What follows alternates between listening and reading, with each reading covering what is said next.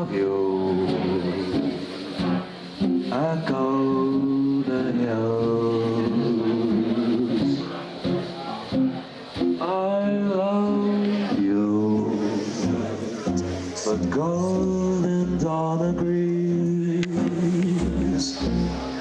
As once more she sees daffodils. It's spring again, and birds on the wing again. Start to sing again the old melody. I love you, and it all belongs to you and me.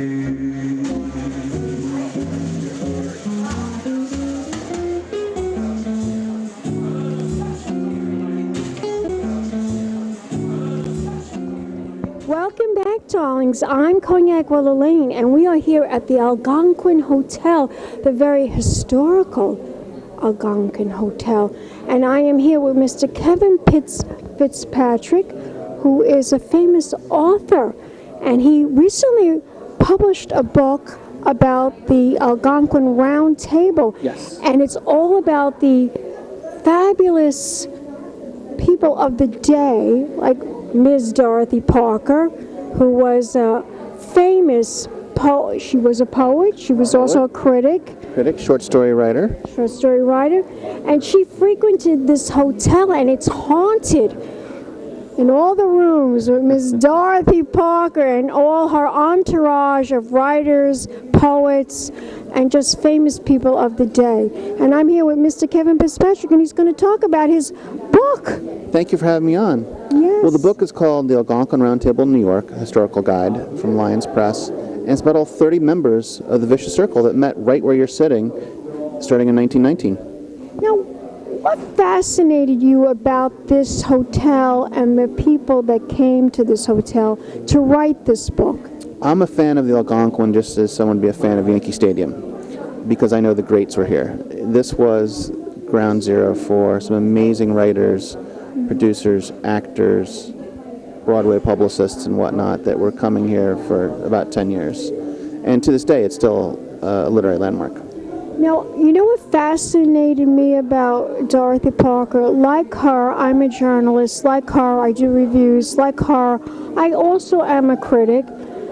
But amazingly, Miss Dorothy Parker died on my birthday, which was June 7th, 1967. And I was born June 7th, 1957. Wow, that's incredible. Well, you have a lot of other things in common, too. You know, she also spent a lot of time on Long Island, a lot of time in Broadway theaters, and she liked a good time as well. Now, why did she love this hotel so much? What was so special about the Algonquin? It's very close to everything that was important to her. Her job was nearby. The theaters where she worked as a critic were nearby. Her offices were nearby. She lived on the Upper West Side. That's where she grew up. She could take the train. Very easy to get here, to Times Square. So it's a very centrally located place. And the speakeasies were close by, too, don't forget. The speakeasies from the 20s and 30s. They were on 49th Street, where Rock Center is today. But Speakeasy Row was 49th between 5th and 6th Avenues. But sadly, as famous as she was, she did not make a lot of money doing what she did. Isn't that true? No, she didn't.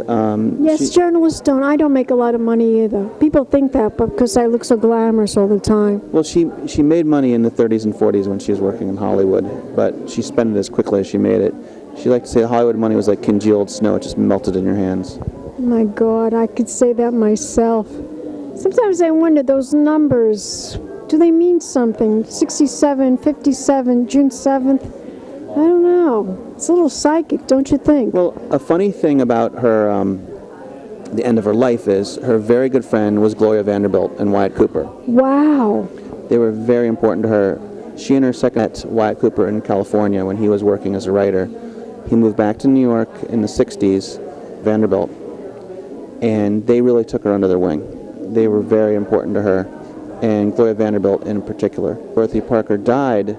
The reason Gloria couldn't go to her memorial service at Frank Campbell's was because she just had a baby, and the baby was Oh my goodness. Anderson Cooper. Oh my God. Oh my, that is so, what a fascinating story. So yeah, he was born a few days before she passed away. You are a fascinating man. How did you get into this, being a historian like this? It's funny, Dorothy Parker and I both lived on West 72nd Street. I lived on 72nd in Columbus, she was on 72nd on Broadway, and a friend had given me Marion Mead's biography, What Fresh Hell Is This?, which is the definitive Dorothy Parker biography. And I realized that I lived right near one of her apartments, and every time I took the subway, I was passing one of her houses. So that gave me the idea to start DorothyParker.com in 1999. That became the Dorothy Parker Society. We do walking tours and literary events tied to her. I just think she's a great writer and a really good New Yorker, too. She certainly was. And a fascinating woman, must I say. She really was truly fascinating. And you are totally fascinated by this hotel. Tell me, Kevin, do you think it might be haunted? That's what they say. I mean, I come here about once a week, and I've never seen a ghost. But You come here how many times? I come here quite a bit. I come here about once a week. There's always something going on. The ghosts, the spirits never haunt an establishment when people are around. They always haunt it when it's dark and mysterious at night when you cannot hear a mouse crawling. That's when they haunt. I know for a fact. Well, they have brought in some psychics here over the years. A couple of different TV series have come in to do readings and and they have detected things. Okay. Now, if we want to find out more about your book and about you, of course, where can we go on the internet? Do you have a website? Sure. You can look at DorothyParker.com, which is easy to remember. DorothyParker.com is everything about Dorothy Parker and Dorothy Parker's life. And my website is FitzpatrickAuthor.com.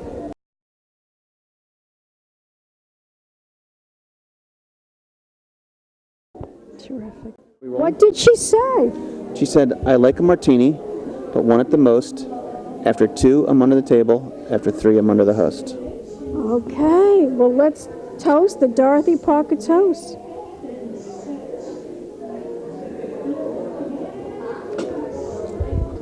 Well, thank you, Kevin, very much for that wonderful interview. Thank you for having me on. It was very special to me to interview you. A little history about the Algonquin Hotel. Thank you, darling. Thank you so much. Mwah. Thanks for having me on. And we'll be back in a moment, darling. So more interviews right here at the Algonquin. Pink Champagne Kisses. Welcome back, darlings. I'm Cognac Wellerlane, and we are here at the Algonquin Hotel with Mr. Michael Arenella, who is a jazz singer, a jazz musician, and a bon vivant gent about town.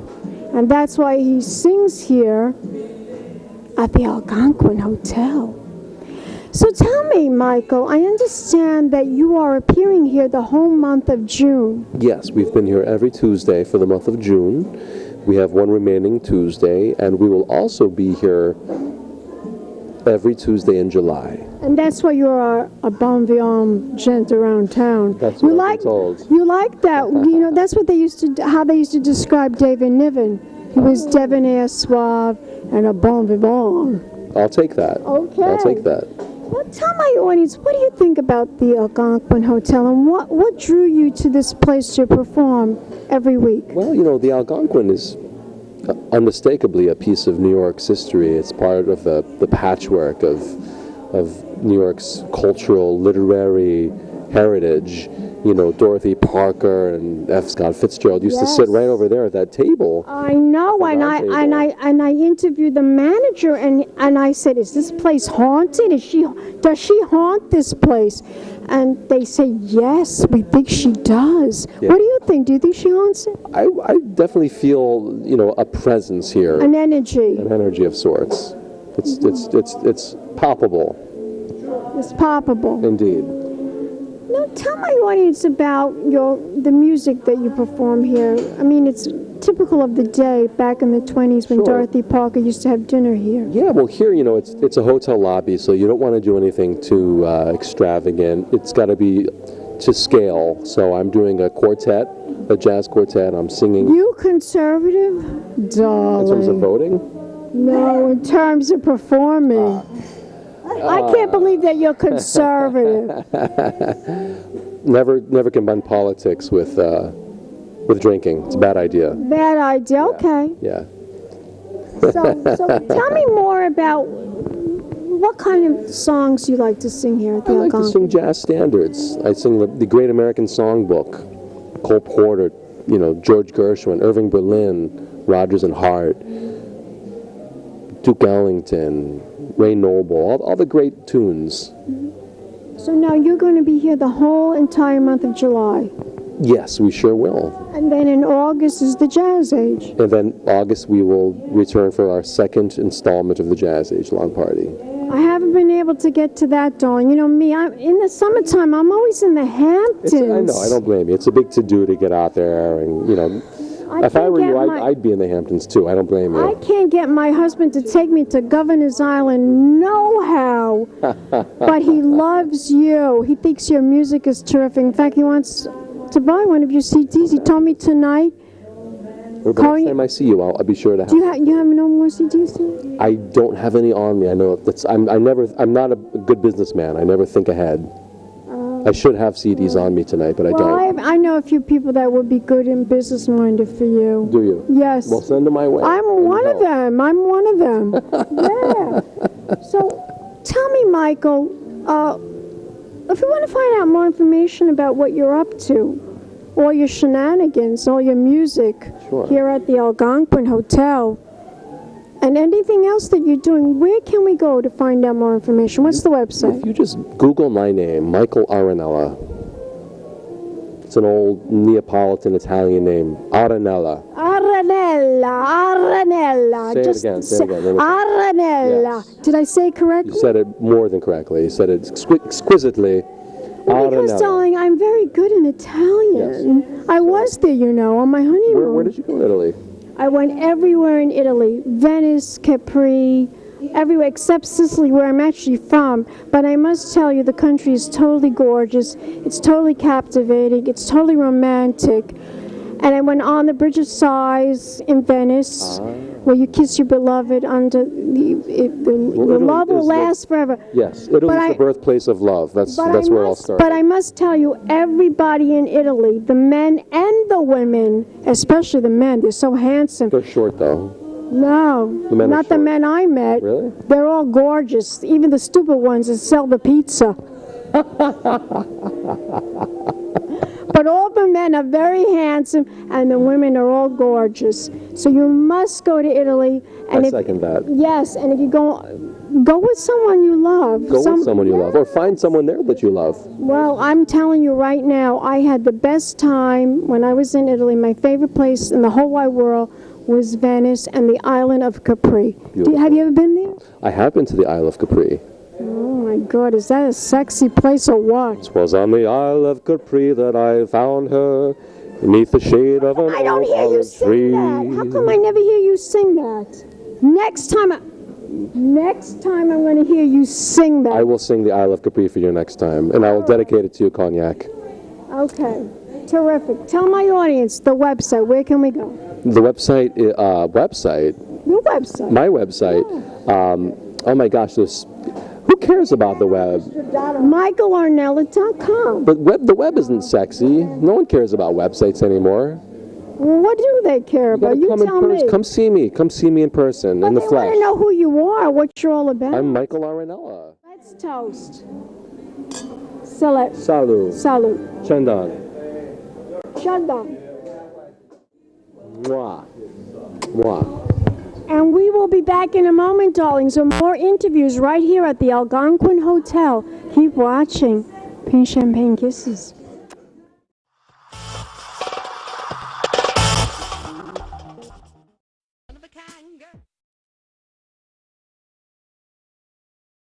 This has been a Crybaby Productions, darlings.